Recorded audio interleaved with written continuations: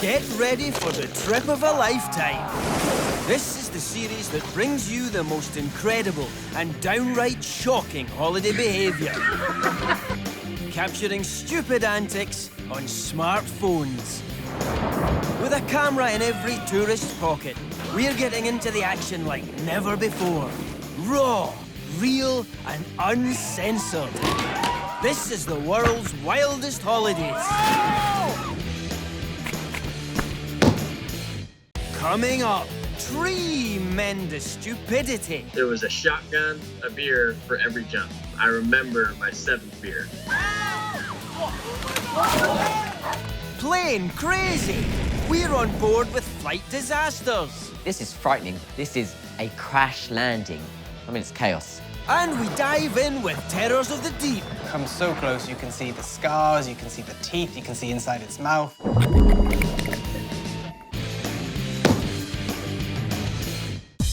But first, regular viewers of this show would be forgiven for thinking that the recipe for a good holiday is just lots of mindless mucking about. Nothing could be further from the truth. No, it's about perfectly executed mucking about. Pranking our friends when we're away is as much a part of a memorable holiday as unsuitable one-night stands and chippy tummies. Let's kick off with an all-time classic. These guys are on a road trip. The bloke in front is about to find out why it's never a good idea to fall asleep in the passenger seat.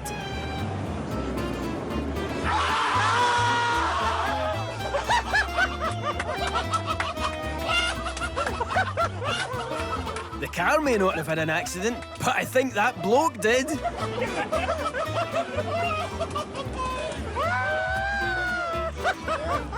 Let's see that again.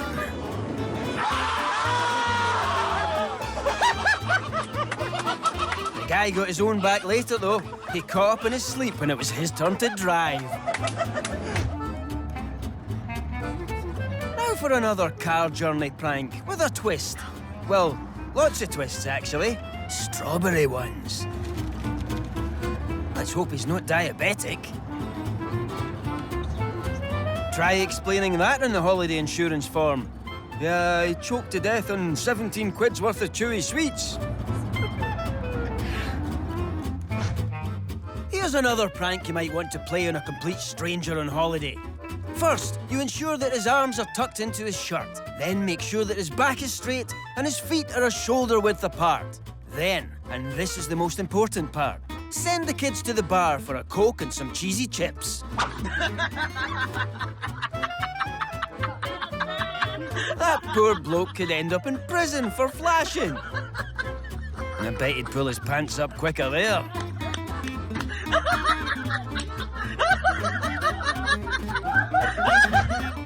Blimey! Are these guys still at it? How many sweets have they loaded their mate up with now? 6, 11, 13. Impressive. A new record. They also stuffed a stick of licorice up his nose. Well, it takes all sorts. Sorry. Yes, terrorising and demeaning your mates in the name of a practical joke is hilarious. But our next wild holidaymaker, Dave Goodings, took it to a whole new level. Every year we go away with the lads during the summer, sort of lads' holiday away. We've done all the party places, Ayia Napa, Zante, Malia. This time it was the big one for us. It was Maga. So we went to Magaluf. There were 7 of us, and I've got a girlfriend at this point, unlike the other holidays, and she was just messaging me on the night out, sort of saying, what you up to, and just constant messages.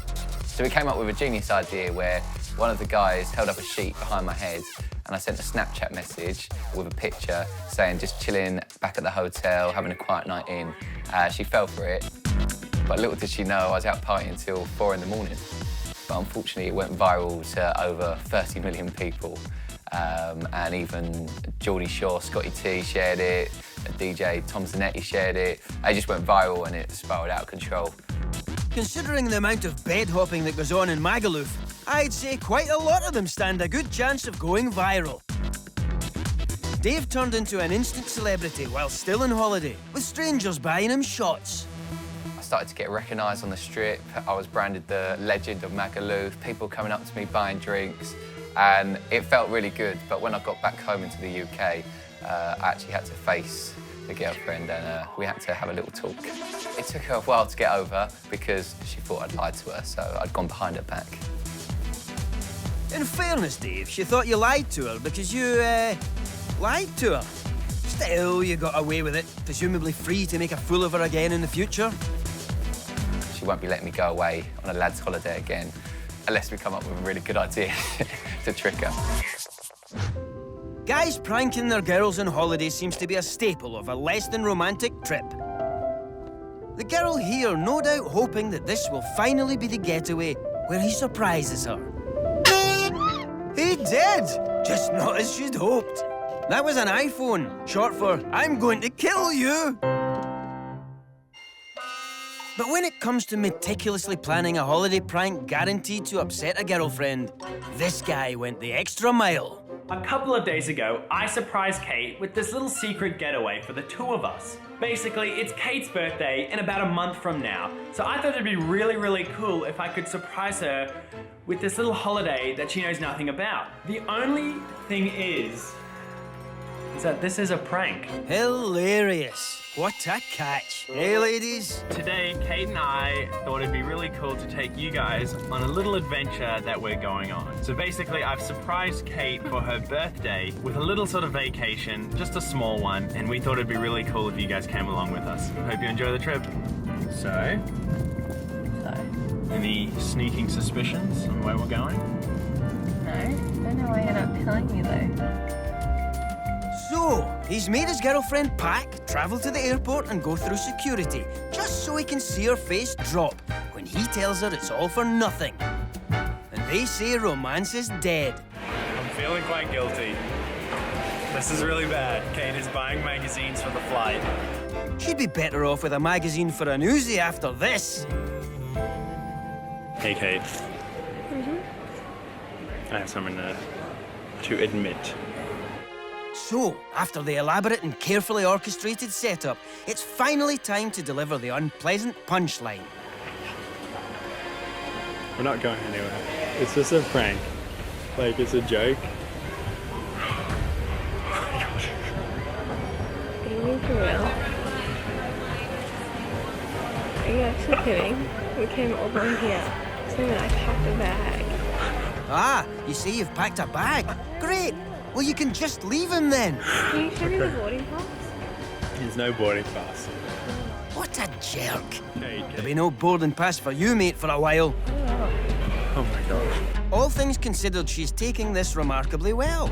How can she not slap that face? Look at it. That's a face designed for slapping. Hopefully she is hatching her revenge prank.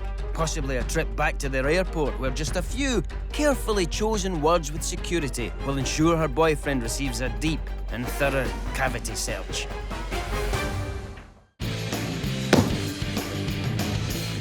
Holidays are all about trying something new.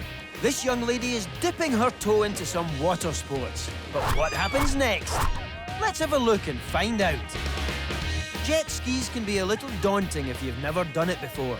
But like anything that scares you, at some point you've got to take that leap. Like that guy. Although it looks horrendous, the out-of-control driver was actually fine. Incredible! Oh my god. For some people, you can't say you've had a great holiday unless you've diced with danger. And no, I don't mean having chili sauce with your full English. I mean doing something hairy. Like thousands of holidaymakers each year, this guy rented a paraglider to get a bird's-eye view of the resort. You know what it's like when you go to the beach and you look all around for the perfect spot where it's not very crowded.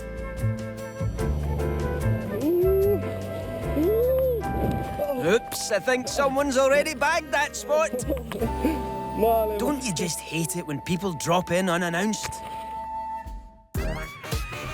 Holidays mean party time. And everyone likes to arrive at a bash in style. But how many of us can say that we've got there by parachute? What an entrance! Can't wait to see how he gets home. As he climbs out of the pool, he remembers he didn't bring a bottle. Suddenly, he doesn't look quite as cool. But it gets worse. As he's celebrating, he sees to his horror that someone else had exactly the same idea. Bit annoying. This holiday thrill seeker is taking to the skies in an ultralight aircraft.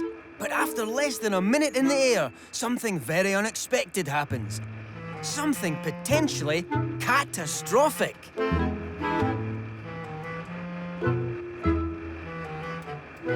Yes, it's a clandestine feline, making what we assume is an unintentional wing walk. It takes the pilot a moment to realise, but when he does, his face is a picture.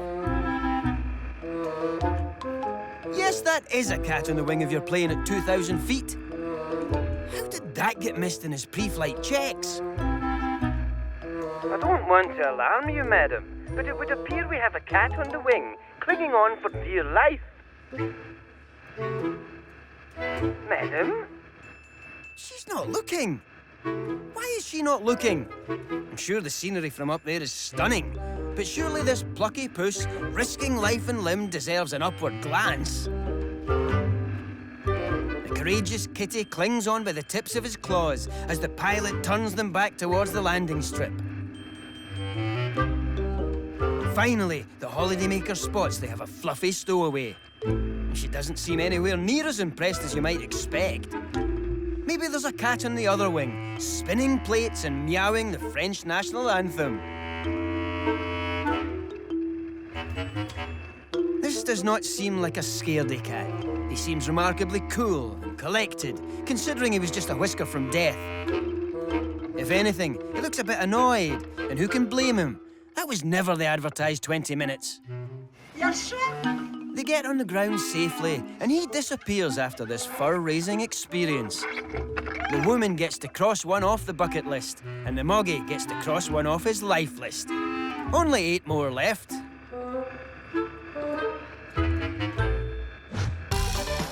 This fella has, as far as we know, only one life, and he's decided to risk it by jumping off big things.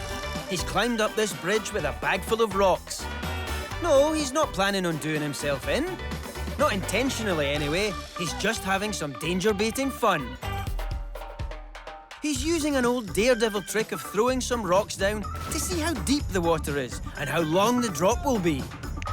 It's a complex mathematical formula to calculate that he's really high up. Here he goes! Splashdown! That, my friends, is truly extraordinary. He managed to keep his shorts on. The only injury he got was when he landed on a couple of pointy rocks on the bottom that some idiot had thrown in. We should probably remind our viewers that no one should attempt to do this at home, even if you do have your own suspension bridge. On holiday, most of us like nothing more than jumping into a good book. But some people, let's call them idiots, prefer jumping into shallow waters from a very great height.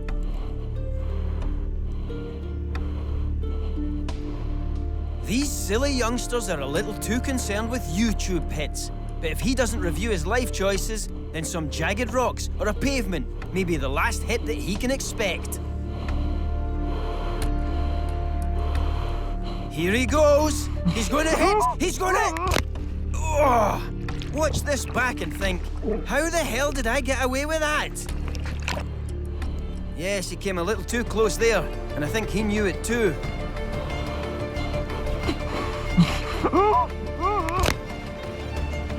He came out of this with just a few minor scratches, but hopefully this brush with death will help him realise no one stays lucky forever. Now, here's another holiday cliff jumper for you. Meet 34-year-old Carl Watson from London and his friends. We were 4 days into our road trip through Italy. Got to Cinque Terre, and that evening during sunset, all the backpackers were out on the rocks, like drinking and just watching the beautiful sunset. And there's a huge cliff across the way, and one of these guys we started chatting to, James, said earlier that day he jumped off there. So I was like, well, we're gonna go swimming first thing in the morning, so why don't we jump off the cliff to get into the water? That'd be cool, and we'll give it a go. So that was the plan.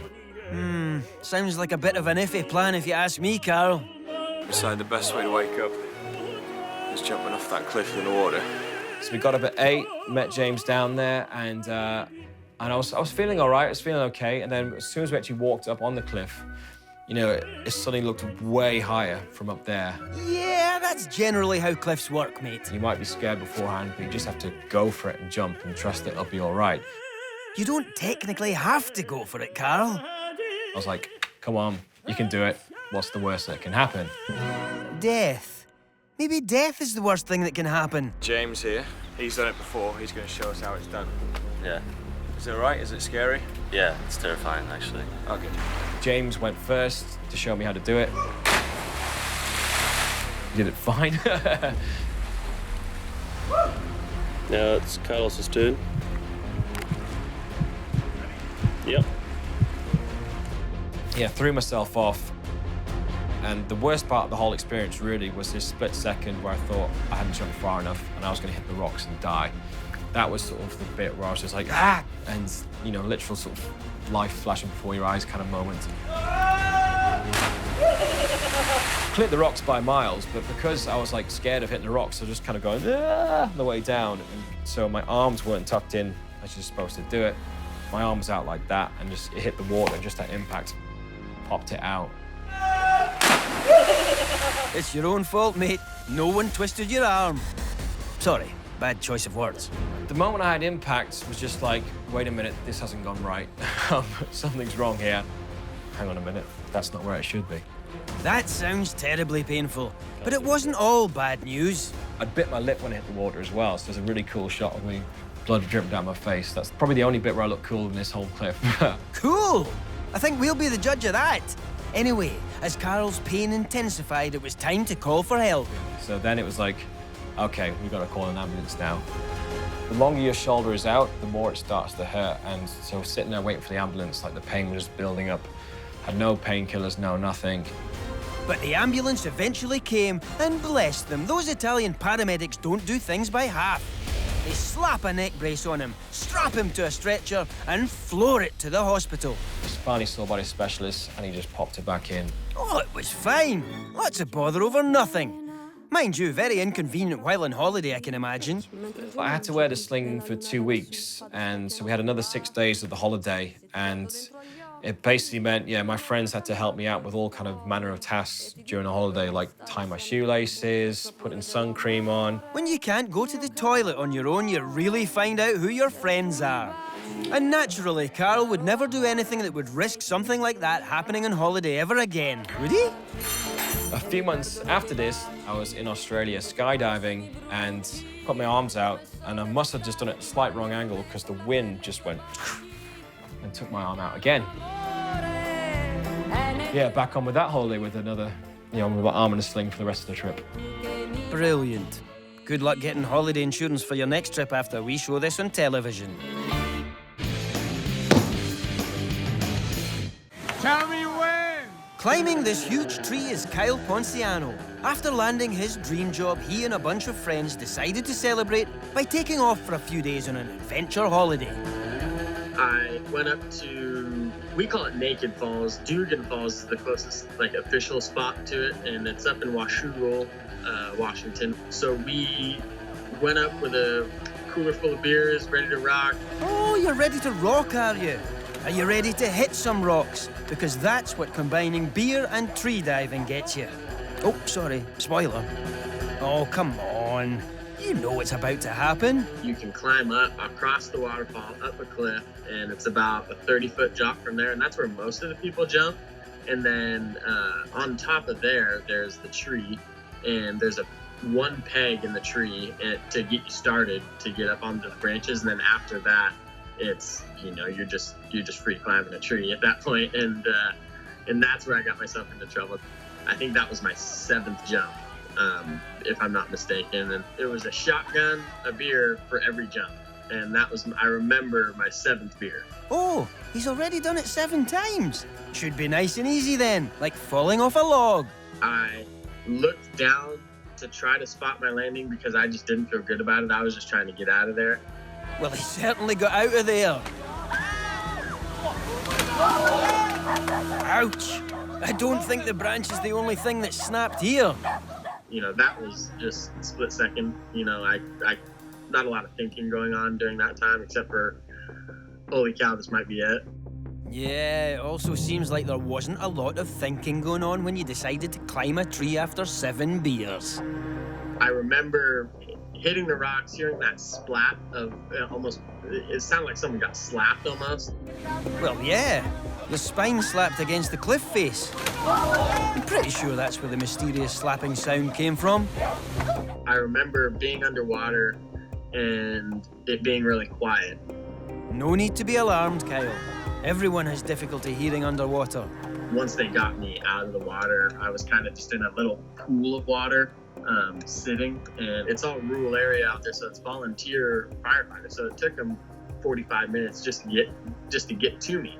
And during that time, I'm going into shock. My buddy was screaming in my face. You know, I'm just ready to take a nap. You know, I'm sitting there I feel like I'm dying. Ah, maybe you should be alarmed after all. This sounds pretty bad. Still, could have happened to anyone. Anyone's silly enough to climb a massive tree while intoxicated. I don't remember anything for a day and a half. They put me in a medically induced coma. I woke up intubated, you know, with breathing tubes down my throat, and my right arm was completely mangled. I broke my pelvis in 3 spots, so they redid that, put a plate and 6 screws up front, and then a big giant one in my lower back, and then they put a bruised and collapsed the lung. 4 surgeries total. I went back to just jumped off the cliff a couple times, but that alone was making my knees shake. You know, it was pretty scary just going back, but I had to get redemption of some sort, you know. So no more tree diving then, just cliff jumping. Good to see he's branching out. Branching out? Ah, forget it.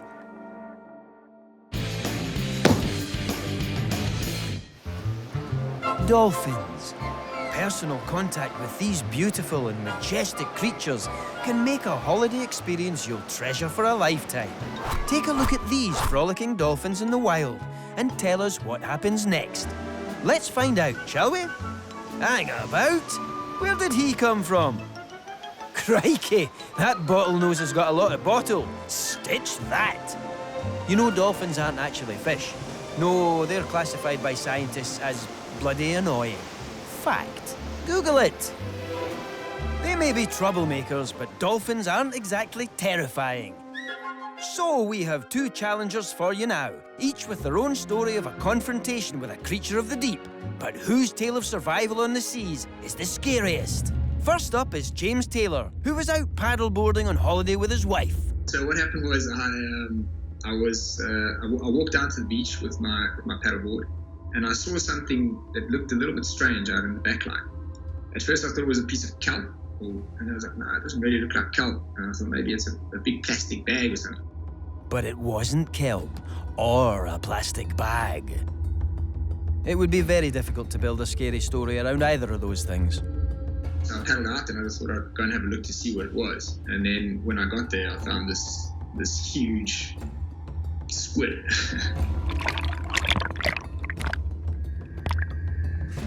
It looked very much dead when it was lying like in the water there. I poked it a bit with my paddle, and I saw that it had a lot of bite marks on it and that it was missing a few tentacles. And it didn't really move when I poked it with the paddle. Poking something dangerous to see if it's dead does seem like a brilliant idea, but then so is leaving it alone. I just can't decide between the two. And then I actually put the rope around it so that I could catch it and bring it back to the beach. And when I put the rope around it and pulled the rope tight, that's when it came alive and kind of put its tentacles on my board and grabbed my one leg. Oi, mate! I think it's time to release the Kraken. And I got a bit of a fright and fell off when a wave came.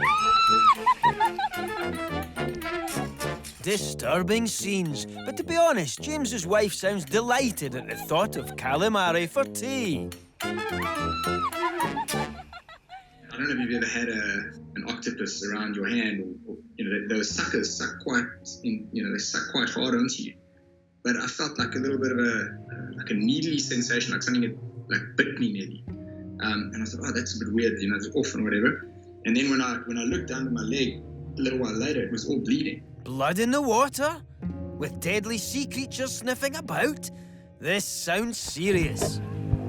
And it turns out each one of those little suckers has got a row of razor-sharp teeth in it. So when it kind of just loosely flopped its tentacle on me, it sucked a little bit, and those suckers sucked in and the little teeth bit into my leg. But it turns out this sea monster was actually closer to meeting his maker than James ever was. When it got onto my board and it kind of stayed there, and then I managed to paddle back to the beach, and by that time it was finished, it was dead. So then I just pulled it out onto the beach. I bet you a fiver that was a 6 squid. 6 squid, eh? Yeah, okay, that one was pretty weak. I admit it. It's quite a rare occurrence. So if you do see one of these things, it's not going to, it's very, very, very unlikely that it's going to grab you and suck you down into the depths and eat you.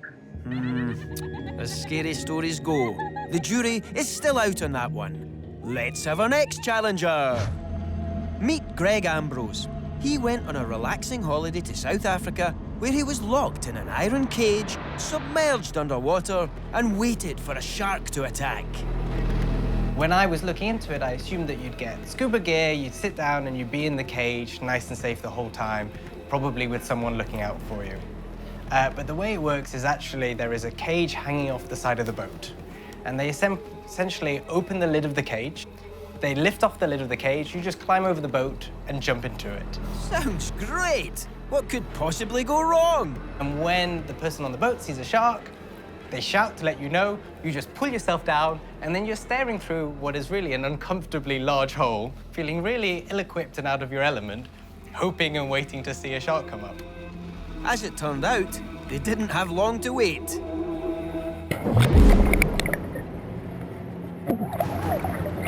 Not sure if they're cage diving or being used as bait. Come so close, you can see the scars, you can see the teeth, you can see inside its mouth. You can see the remains of the previous cage divers it ate. This is the shark equivalent of when we choose a lobster from the tank in the restaurant. As you can see, out of nowhere, the shark comes flying straight into the cage, getting its top of its jaw over the bars and right into the cage in front of us. And then you can see everyone's all smiles, thinking it's absolutely hilarious. But then you watch it again in slow motion, and you can see, one, how little time and how out of the blue it comes. Well, yeah, it's a shark. He wouldn't be a very good predator if he counted loudly down from 10 now, would he? But it came where a lot of them had sort of come diagonally or grazed past it. This came straight at us, getting bigger and bigger and bigger. But it happened so incredibly quickly, and it's almost the most terrifying thing. And it's explosive, smacks into the side of the cage, rattles everything. But we've all just got big grins on our face. We're excited. Glad you had a good time. Maybe try it without the cage next time, and I promise you, it'll be the shark with the big grin on his face. So, who's the winner? Greg's encounter with the shark was a near miss, whereas James's squid showdown resulted in blood drawn. Tough decision. But I'm giving this one to Greg and the shark. As unpleasant as a scrap with a half-dead squid is, nothing can top the icy terror of coming nose to nose with this. So, well done to our winner. But before we go, here's another clip of a holiday cage dive.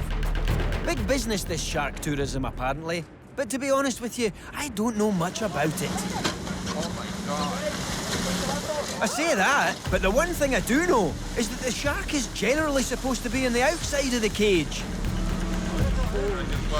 Was there anybody in there? If there was someone in the cage, I think they'd be in the shark now.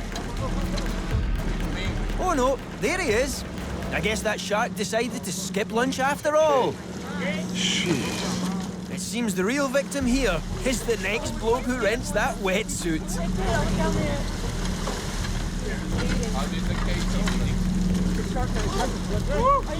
Bit premature with the applause there.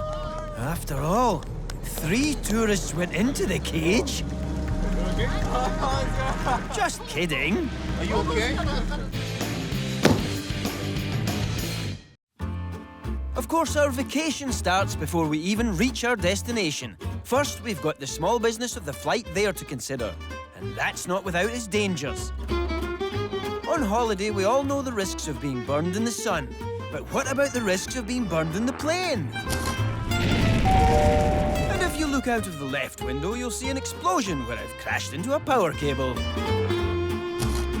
No serious injuries here, luckily, but the people in these cars who are heading to the airport decided maybe a staycation might be a safer bet. Yes, holiday travel can be stressful. Where did I put my passport? Did I pack my adapter? Was a mankini the right choice of swimwear? But nothing is more stressful than plummeting out of the sky in a headlong spin towards certain death. We've got 3 amazing clips of near misses for you now. We showed them to an aviation enthusiast with a lot of air miles under his belt to get his take on these scares in the air.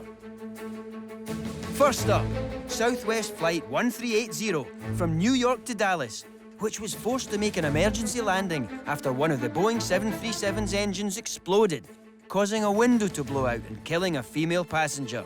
Incredibly, this fellow passenger broadcast the incident live on Facebook.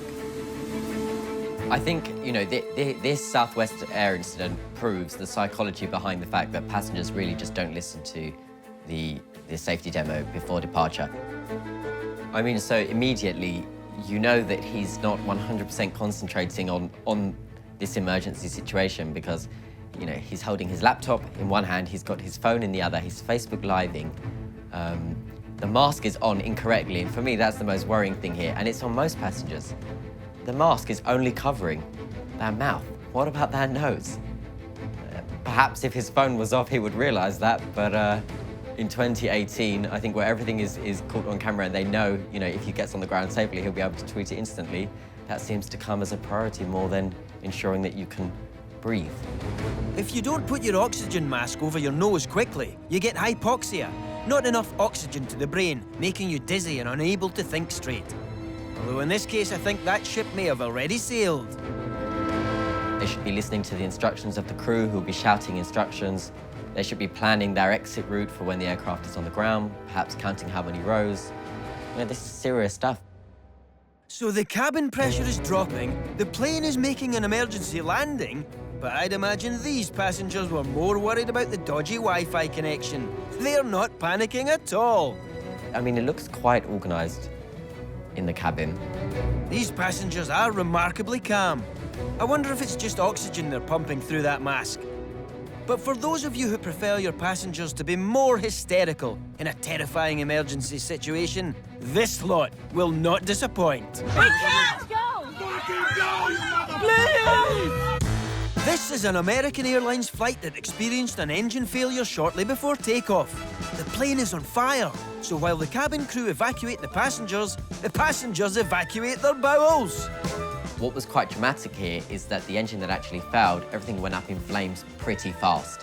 And that's why that evacuation needed to happen even faster than a normal routine one would, because this aircraft was due to take off, meaning that it was full of fuel. And being full of fuel, it's obviously more flammable, more risk of further kind of explosions happening around the aircraft model. Stay seated, jump and slide. Oh my God, oh my God, oh my God. Oh my God.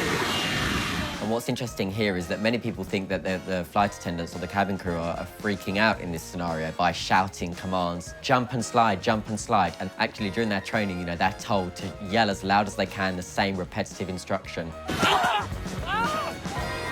Whee! Is what most of those people are doing in their pants. This bit is always concerning, is that last bit when they reach the end of the slide, how fast they can get away. There tends to be almost like a bottleneck at the bottom because passengers seemingly can't get up off of the slide fast enough. Look at them! Like a bunch of overstimulated 5-year-olds in a bouncy castle after too much birthday cake.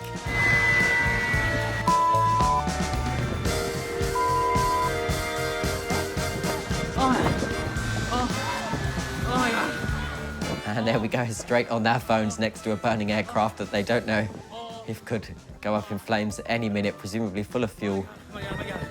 Oh my freaking God. The be fair though, Alex, they're probably thinking about the licensing fee they could expect from future TV clip shows. Like this one. Oh my God. But this is scary stuff. Puts you right off flying. Where travel is incredibly safe, 99.9% of the time, it will never be you, and you'll fly routinely. It's the safest form of transport. You might want to check your stats there, Sonny Jim. How do you explain the fact that we've got yet another clip of aviation peril? Stuffs your probability theory right up, doesn't it? Feast your eyes on this. So this is an Emirates flight that crash landed from India, and this incident is all taking place in Dubai.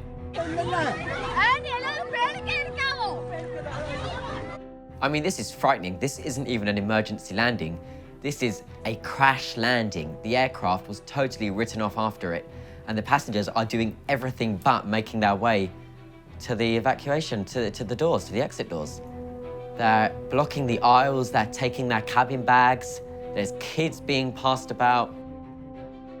I mean, it's chaos. You say chaos, I say making sure that duty-free makes it out safely.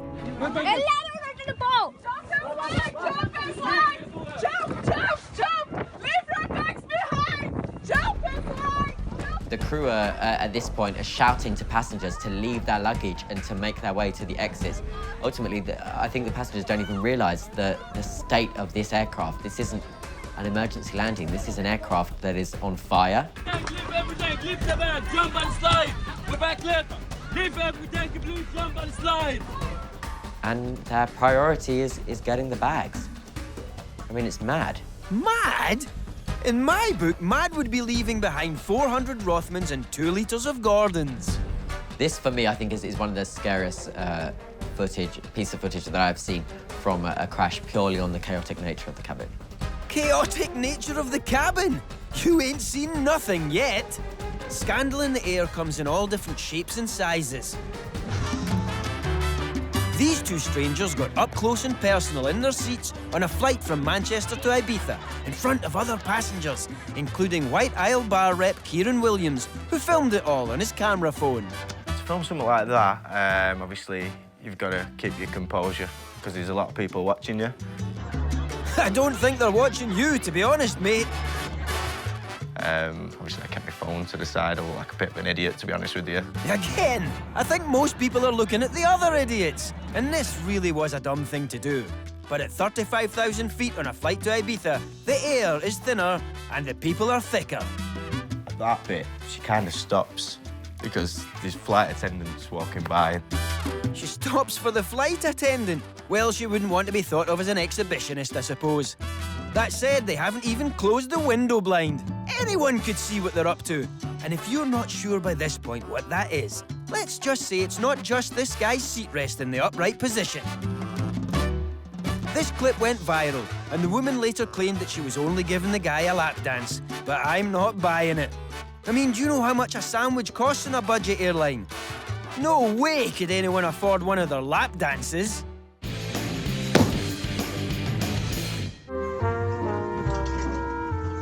He's struggling to get into his hotel.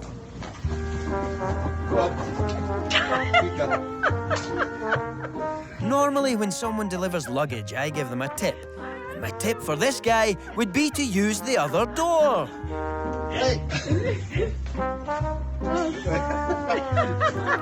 Unlike his bags, that bloke is off his trolley. Oh my God. No, mate, there's not another way in. Now you've totally blocked the main entrance. Well done. The world is full of hotels to stay in on holiday. But if you're looking for somewhere a little more unusual to rest your head, here's a tip for you. Take a trip to Sweden. First up, why not check into this hotel, nestled in the pine trees in Harads, Norrbotten County, 31 miles south of the Arctic Circle. Guests can stay in a mirror cube, designed to be invisible, just in case it wasn't hard enough for the cabbie to find your hotel. Each room is suspended 6 meters above the ground, so if you're a sleepwalker, you should probably give this one a miss. But the next box you'll be staying in will be 6 feet under the ground. Alternatively, you may want to climb on board the STF Jumbo Stay Hotel in Stockholm. This unique property is actually a former Boeing 747 and is situated right next door to the city's Arlanda airport. These cabins are perfect for a romantic stay. Tailor-made, in fact, for anyone who wanted to join the the 15 feet high club. And finally, the Ice Hotel, where you pay a lot of money for a frosty reception. There are many imitators, but this is the original at Kiruna in the far north of Swedish Lapland. First erected in 1989, the hotel melts in the summer and is rebuilt every winter. It's a cool place to stay. But a hotel room isn't just for chilling out in. Holidaymakers across the world get up to all sorts of tomfoolery in their room, like this next fella. Parmesan, garlic, Yorkshire butter, creme fraiche, reduced fat, eggs, tortellini, spinach. Meet George Egg. When he stays in a hotel and fancies a meal, he doesn't reach for the phone to call room service, he reaches for the iron. So I cook gourmet food using hotel room appliances. I was staying in a hotel, I wanted a breakfast, I didn't want to pay the inflated room service prices, so I thought let's have eggs and bacon and mushrooms on toast. So the eggs, that's using the sous vide method, so you put the eggs in a stout freezer bag with a bit of butter and some seasoning, you poach those in the bag, in the kettle, and then the iron inverted, a couple of towels either side, crisp up the bacon and the mushrooms on there, a little bit of fresh tomato for make you feel a bit more healthy, a little bit of parsley. So yeah, so you're staying abroad, you want full English, and you're not gonna be provided with it necessarily. You can make your own. Is this guy a complete nutter or a total genius? I really can't decide. I'm just gonna wipe the surface down. Oh, gel. That'll do. So that's breakfast taken care of. How about a muffin for lunch? I'm making the dough for the muffins initially because that has to rise. So for the dough, you clean the worktop in the bathroom, a bit of water in with the dough. There's a bit of yeast in there as well, a bit of salt. Simply knead that. Okay, well, the bread's got to rise. This light's really warm, so we'll pop the old... that warm up nicely. Look at the rise on that dough. You knock the air out, you cut out your muffin shapes. Similar method with the iron again. It's a go-to method. I know it's the same one. So there we go. Look at that. Buy that in a shop, you wouldn't be unhappy. And those muffins he did on the iron didn't have a single crease in them either. And for anyone thinking about trying George's method, please be very careful with that iron. Or, you know, just buy a muffin. Dinner time now. What have you got for us, George? So, we're making the pasta. This was some bought tortellini. Straight into the kettle. That boiled for a few minutes, doesn't take too long. A very simple sauce of creme fraiche, butter, a little bit of garlic. You mush that together, and then the pasta goes in with the leaves. Stir that round, bit of fresh parmesan on top, bit of fresh leaves at the end, a little bit more salt and pepper, and then the egg yolk. That was absolutely superb. Delicious. It may look cheap, but that meal actually ended up costing him £65 because he had it with a Coke from the minibar. I'm joking, of course. I think we'll leave the last words to George. I think I have an air of sort of an appetite to be mischievous and an appetite to be creative and an appetite.